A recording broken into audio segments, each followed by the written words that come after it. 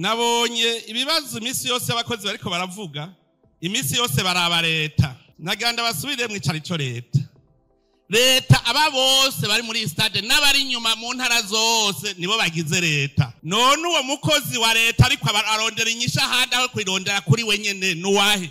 Biteba kubera iki ko ari wenyene nyishu? Tuzogira deba mu mbwira igituma biteba, kuko urumva ko ari leta nawe ukora muri leta ni ujaje kuvyishura.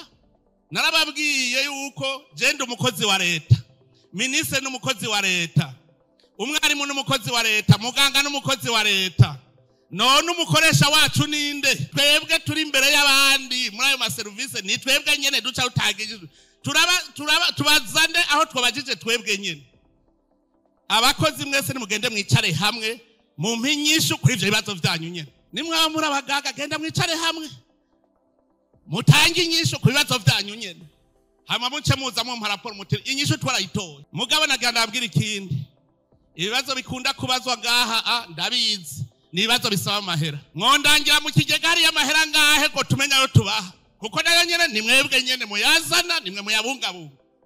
Bamuza rero mwambwiye muti mu kigega twasanze hari amahera nganuku, none tubiravye neza duheko aya uwe babaza ati wewe nk'ubu umwaka uheze ukora woshobora kunyereka amahera winjije mu kigega kugira ngo uce usaba kuri ayo mahera nyene. Kandi n'abakora mu mashirahamwe yigenga abikorera ivyabo nabo nyene muri ko mubaka imishahara banza muraba amahera mwinjije muri iryo shirahamwe muvuge muti kameme twarazanye duheko, kuko mwarateranije umutahe. Wewe niwe wazanye ubwenge n'ingufu zo gukora, na wazana amahera n'umugambi, ucuvuga uti twarimbuye shefu.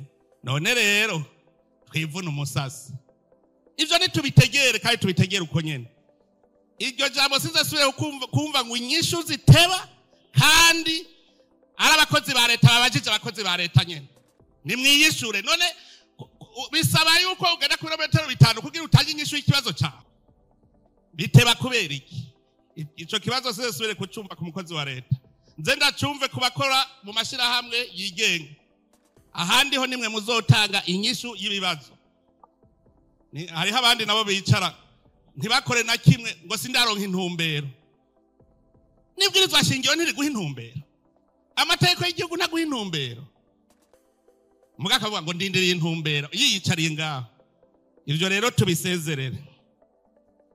Bavuze ivyo gutanga akazi bakurikije nkunzi.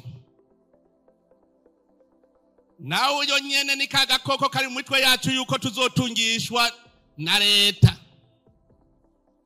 Ugafite uvuga reka nzana umwana wanje ka mwana wa mama ntazopfa tunze. Niba ushaka umwana wabatunga cyane mu vyarawe muhe igikorwa akora. Igikorwa akora ugwaruka gwara rero binyeretse.